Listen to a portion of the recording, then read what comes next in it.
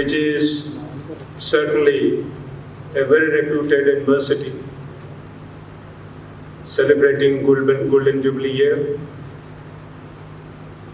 I have great admiration for this university. I have been visiting, and the service rendered by the university has also impacted not only the farmers' production, also the agricultural scenario in the country in certain sectors.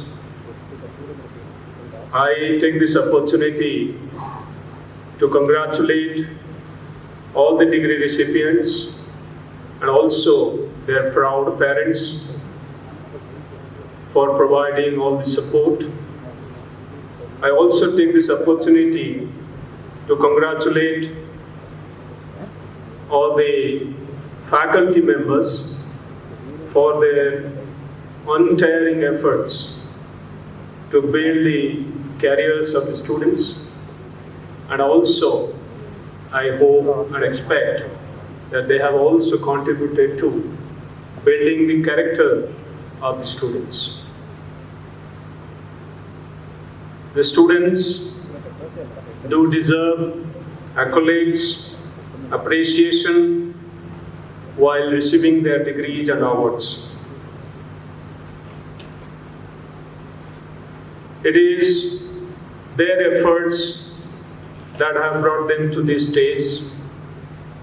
It's a big responsibility while receiving their degrees for to perform more and more, not just for themselves to earn their bread, but also for the toiling masses, for the farming community, and for the country. I expect and hope that an exciting future is awaiting all of you who would be passing out from this university. And I'm sure you will all would dedicate yourself to improve the lots of the stakeholders in your respective areas of specialization. This university has done exceedingly well during past few years. Honorable Vice Chancellor has already given an outline and has listed all those achievements, whether with regard to receiving awards or with regard to developing varieties, technologies, and taking those technologies to the end users. In every sphere, the university has been doing exceedingly well, and we have seen these results in the farmers' field. The productivity is increasing, and overall India's productivity is increasing in many crops and commodities. We are number one producer of milk. We are second producer of many commodities, including rice, wheat, and so on and so forth. And very importantly, despite COVID, we have been able to really increase not only production and productivity, but also export. During these 50 years of its service to the nation, this university has gained strength over years, and securing 8th position in the university ranking system speaks volumes about the recent efforts which have been made to uplift the university. And 3 years ago, it was among the universities which are ranking, below 30 or rather above 30. And today we are below 10. And that's the ranking, and among top 10, and that indicates that you are improving. And I'm sure as we go along, you will do much better. Time is limited, so I'll take this time to place before you few of the important challenges and how we should be working together to meet those challenges. You all know that Tamil Nadu is a state where about 40-45% area is irrigated. And rest of the area is rain-fed. And rainfall, I'm told, around 900 millimeter of rainfall, that's the average.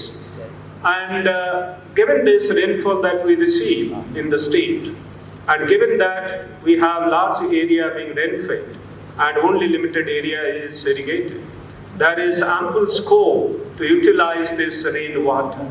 So that's the reason this call from Government of India, catch the rain where it falls and where it falls. And I strongly believe that university has taken note of this slogan and has put in place all the technologies required and carrying out all the interfaces with the state departments to promote this, catching rain where it falls and where it falls. Thanks to Honorable Prime Minister for giving the clarion call, that is, per drop, more crop.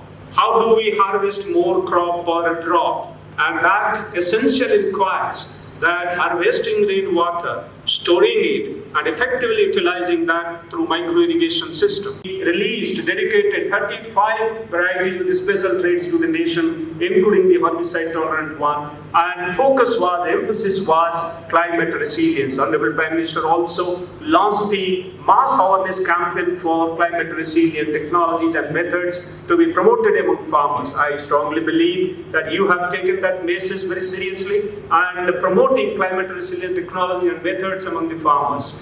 And what is required at this point in time is multiple stress tolerance, not just one or two traits in the varieties. Along with high yielding traits, along with quality traits, we need to have multiple stress tolerance traits all built together in a new variety. And I believe our researchers, youngsters, young minds should delve deeper with deeper insight into the trait variation. We should be able to build such kind of new varieties for the future.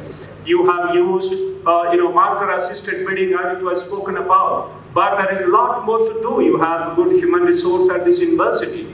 I believe marker-assisted breeding, genomics-assisted breeding can be mainstream, and more varieties can be developed in crops which are neglected, in crops where there is need, and I'm sure there is plenty of opportunity. Given the kind of faculty you have who have been trained abroad, there are plenty of opportunities to also work on horticulture crops. We need to diversify. Honorable Prime Minister has given the call for doubling farmers' income. How do you double the farmers' income only by growing rice or wheat? So there's a need to diversify, and horticulture is a solution.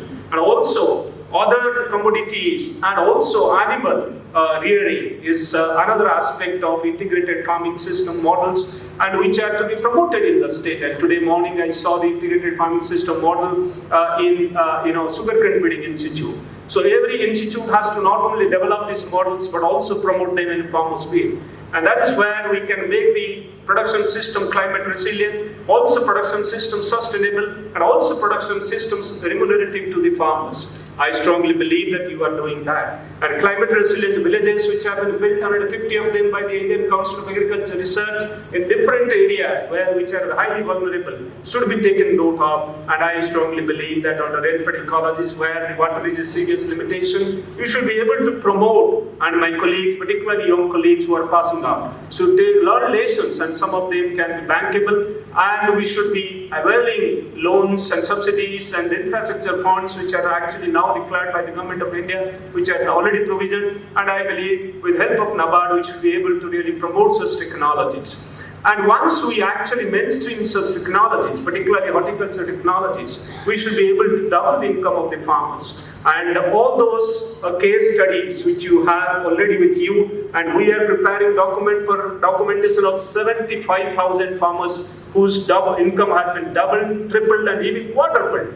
And I strongly believe that you will be also documenting those. If not, kindly do this, and your faculty, your students can be engaged and document all the cases where the farmer's income has been doubled. And those would be the encouraging stories for those who have been lagging behind. And I'm sure there's plenty of opportunity for us to work in that direction. Honorable Prime Minister's call has brought in a paradigm shift in our thinking process. Our focus has shifted from production to income. And that's the big change in our emphasis in our work. Also, it has changed. Horticulture, I was talking about, that unless we have technology is mainstream and disruptive technologies, as Honorable Prime Minister has given the call for disruptive technologies and innovations. I believe this university must be innovating in a different way and bringing that kind of innovation for the sake of the farming community. And those disruptive innovations in horticulture technology would be bringing revolutions. We have not been putting emphasis as much as required for rootstock breeding, for instance. Rootstock breeding, unless it is mainstream, will not be able to have, harness the benefits of horticulture crops. High density planting requires right kind of plant type, right kinds of management. I believe that with your involvement, with kind of infrastructure and facilities you have created over years, you should be able to really deliver on this front. And processing and value addition doesn't really happen as much. You have some technologies already that should be commercialized. And that requires quite a bit of effort again, because only less than 5% of the produce is processed in this country. And that would create employment. That would engage our youngsters who are passing out. And entrepreneurship can be created through your incubation centers. Kindly create as many entrepreneurs as possible. We have student-ready program to encourage entrepreneurship. And student-ready programs should be taken more seriously so that we are able to create new entrepreneurs, young entrepreneurs in the future. And they should be giving employment instead of job seekers. They should be job givers. And I'm sure you have taken this mantra and you take student-ready programs seriously, and so that you build tomorrow's entrepreneurs. And today is the age of digital technologies, use of artificial intelligence, use of drones, use of sensors, and use of data analytics, and all that requires use of innovations. And I believe the youngsters today are taking challenges head on, and if you inspire them, if you handhold them, if you incubate them, I'm sure we will build tomorrow's agricultural future of this country by way of this. There is a lot more to actually speak about. There's a lot more to do for the farming community. I believe faculties have a strong role to play, and I'm sure with your effort, Honorable Vice Chancellor, you will be certainly contributing to build the faculty strength here. The faculty needs to be actually recognized by their peers outside the state, and that requires high level of technology innovations and also high quality publications, and that aspect needs to be really analyzed critically and worked upon very seriously, and I'm sure my young colleagues would also take this seriously.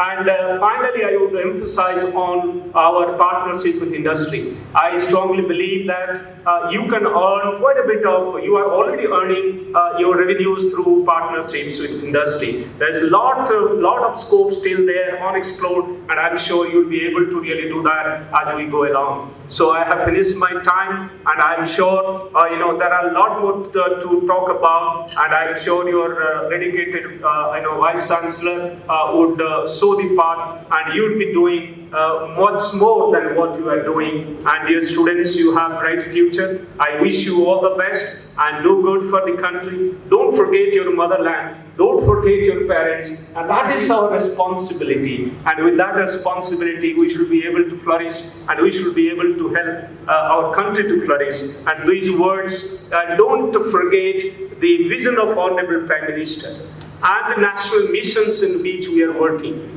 And we have to work in that direction and dedicate ourselves, my young colleagues, and young minds have to be ignited. And that is what is the objective of all the leaders. And with these words, I thank you very much, Honorable Vice Chancellor, for inviting me to this particular program. And the Honorable Chancellor, sir, for giving me this opportunity to be here. And thank you very much.